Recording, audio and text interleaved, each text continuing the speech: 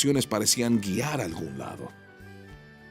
Decidí preguntarle acerca de una cita de Agustín, quien dijo: ya que Dios es el supremo bien, no permitiría que existiera cualquier mal en sus obras, a menos que su omnipotencia y bondad fueran tal como traer el bien aún del mal. Después de leerle estas palabras, le dije: ¿quiere eso decir que el sufrimiento y lo malo contienen el potencial para lo bueno? Sí, creo que todo sufrimiento contiene por lo menos la oportunidad para lo bueno, llegó su respuesta. Pero no todas las personas se dan cuenta de ese potencial.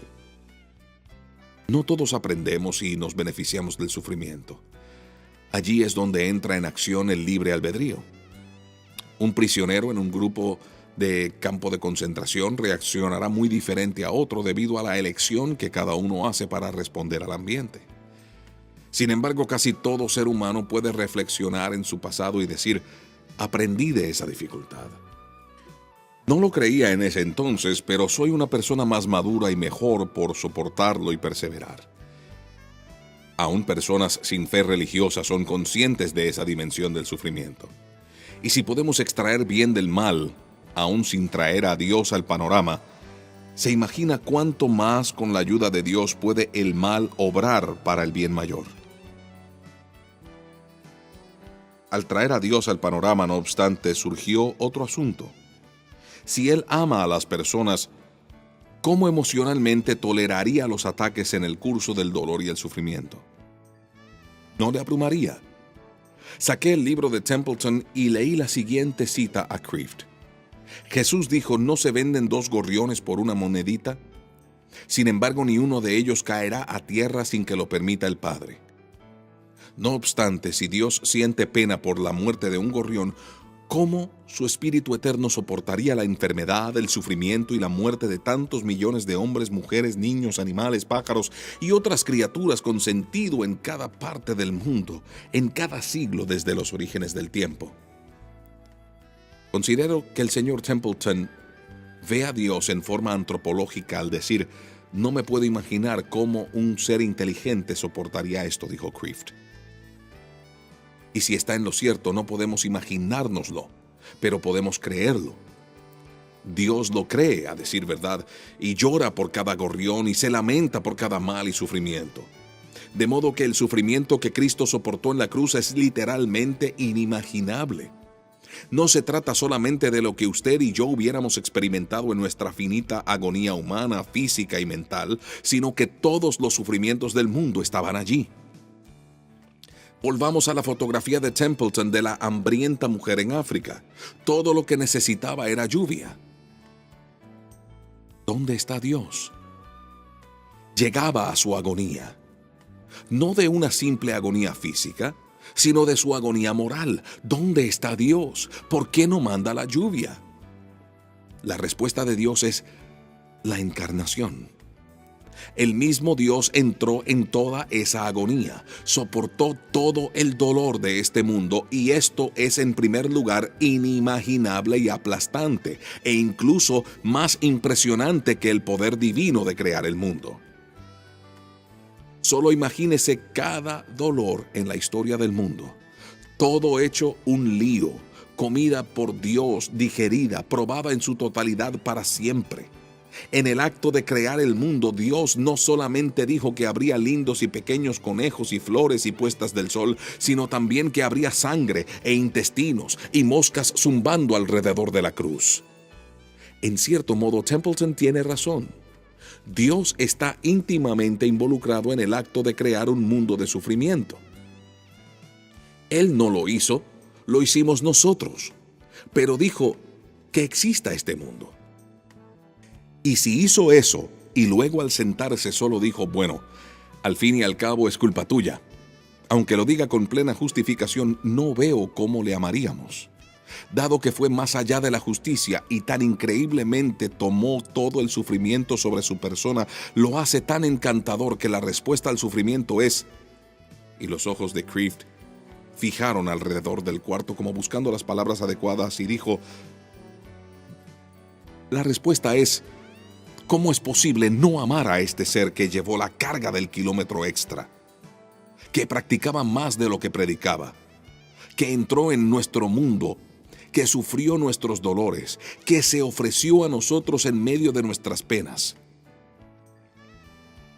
¿Qué más podía hacer? En efecto, le dije, la respuesta a la pregunta de Templeton acerca de cómo Dios soportó todo ese sufrimiento es porque lo hizo. Lo hizo, declaró Kreeft. La respuesta de Dios al problema del sufrimiento es que bajó propiamente en él. Muchos cristianos tratan de sacar a Dios del atolladero por el sufrimiento. Dios se puso en ese atolladero, por así decirlo, en la cruz. Y por lo tanto, la conclusión práctica es que si queremos estar con Dios, tenemos que estar con el sufrimiento. No podemos evitar la cruz, ya sea en pensamiento o en realidad. Debemos ir donde Él está, y la cruz es uno de los lugares en que está. Y cuando nos manda los amaneceres, le damos las gracias por ello. Cuando nos manda las puestas del sol, la muerte, los sufrimientos y las cruces, le damos las gracias por eso. ¿Será posible realmente darle las gracias a Dios por el dolor que nos sobreviene?, dije molesto. Sí, en el cielo haremos exactamente eso.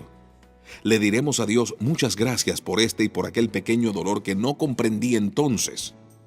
Ahora veo que estas fueron las cosas más preciosas en mi vida. Aunque no me considere emocionalmente capaz de hacer eso ahora mismo, aunque no pueda con toda sinceridad decirle a Dios en medio del dolor, Señor, gracias por este dolor, sino que en su lugar tenga que decir, líbranos del mal. Eso es perfectamente lo adecuado y sincero. Sin embargo, creo que esa no es la última palabra. Las últimas palabras del Padre nuestro no son líbranos del mal, sino porque tuyo es el reino, el poder y la gloria por todos los siglos. Amén. Pienso que cualquier cristiano un tanto maduro puede mirar atrás en su vida e identificar algún momento de sufrimiento que le llevó más cerca de Dios de lo que alguna vez creyó posible. Antes que esto pasara, quizá dijera, en verdad no sé cómo después de todo esto lograría algún bien. Sin embargo, después que sale del sufrimiento, dice, qué sorprendente, aprendí algo que nunca imaginé. No sabía que mi voluntad débil y rebelde era capaz de tal fortaleza, pero Dios con su gracia me dio la fuerza al instante. Si no hubiera sido por el sufrimiento, esto no hubiera sido posible. El acercamiento a Dios, la similitud con Dios y ser conformes a Él no es el simple sentimiento de estar cerca de Él, sino de la verdadera cercanía ontológica de ser semejantes a Dios en alma que surge del sufrimiento con notable eficiencia. Usted mencionó el cielo, dije, y la Biblia habla que nuestros sufrimientos en este mundo son ligeros y efímeros comparados a lo que los seguidores de Dios experimentarán en el cielo. ¿Cómo figura la parte del cielo en toda esta historia? Los ojos de Kreeft se agrandaron. Si no fuera por eso, casi no hubiera una historia, dijo. Elimine todas las referencias al cielo del Nuevo Testamento y le queda muy poco. Santa Teresa dijo en un momento dado, teniendo en cuenta el cielo, el peor sufrimiento en la tierra, con una vida llena de las torturas más atroces, no se verá más serio que pasar una noche en un hotel inconveniente. Ese es un comentario retador que causa indignación. Sin embargo, ella no habló del tipo de urna de cristal en la que tantos vivimos. Habló de una vida llena de sufrimiento. El apóstol Pablo usa otra indignante palabra en un contexto similar cuando compara los placeres mundanos con el incomparable valor de conocer a Cristo. Dijo que todo esto, los privilegios de la ciudadanía romana, de ser fariseo, de su gran educación, de ser intachable en cuanto a la justicia que exige la ley, comparado con conocer a Cristo, es estiércol. Y esa es una palabra bien atrevida. De forma similar, comparado con conocer a Dios eternamente, comparado con la intimidad con Dios que las Escrituras llaman un casamiento espiritual, nada más cuenta. Si el camino a eso es mediante la tortura, esta no es nada si se compara con esto. Sí, es enorme en sí, pero comparado con eso, es nada. Así que la respuesta a Templeton es, sí, usted tiene mucha razón. Es decir, que esta fotografía de la africana es indignante. Esta falta de lluvia, esta hambruna en sí es ofensiva. Y de un modo la respuesta es que no se comprende. Una réplica es mirar a la cara de Dios y comparar esas dos cosas. A un lado de la balanza está la tortura o todas las torturas del mundo, y en el otro lado de la balanza está la cara de Dios. El Dios al alcance de todos los que le buscan en medio de sus dolores. El bien y el gozo de Dios van a pesar infinitamente más que todos los sufrimientos e incluso más que todos los goces de este mundo. Estaba contento porque Kreeft trajo a colación la mujer en la fotografía de Templeton. No quería que en la entrevista se alejara mucho de ella. Personificaba el sufrimiento, posando como una representante poderosa de 100,000 millones de indigentes del mundo. Si ella estuviera aquí en este momento, le dije a Kreeft, ¿qué le diría? Nada, dijo Kreeft sin titubear. Nada, dije parpadeando con incredulidad. En cualquier caso, no al principio, dijo. Dejaría que me hablara. El fundador de una organización para minusválidos dice que trabaja con ellos por una razón bien egoísta. Le enseñan algo mucho más valioso de lo que él puede enseñarles a ellos. Sobre todo por lo que es él. Eso parece sentimental, pero es cierto. Uno de mis 4 hijos es un poco incapacitado y yo he aprendido más de ella que de los otros 3. He aprendido que soy un incapacitado y que todos lo somos. Y al escucharla me permite comprenderme. Así es que lo primero que necesitamos hacer con esta mujer es escucharla, ser consciente de ella, ver su dolor, sentir su dolor. Vivimos en una burbuja de bienestar relativo y vemos el dolor como un observador, como un rompecabezas filosófico o problema teológico. Esa es la falsa manera de ver el dolor. Lo que hay que hacer con el dolor es penetrarlo, ser uno con él, y después aprenderemos algo de esto. A decir verdad, es significativo que la mayoría de las objeciones a la existencia de Dios por el problema del sufrimiento llegan de observadores externos que están bien cómodos, mientras que a menudo los que en verdad sufren se transforman en creyentes más fuertes por sus sufrimientos. Este es un fenómeno que notan muchos escritores.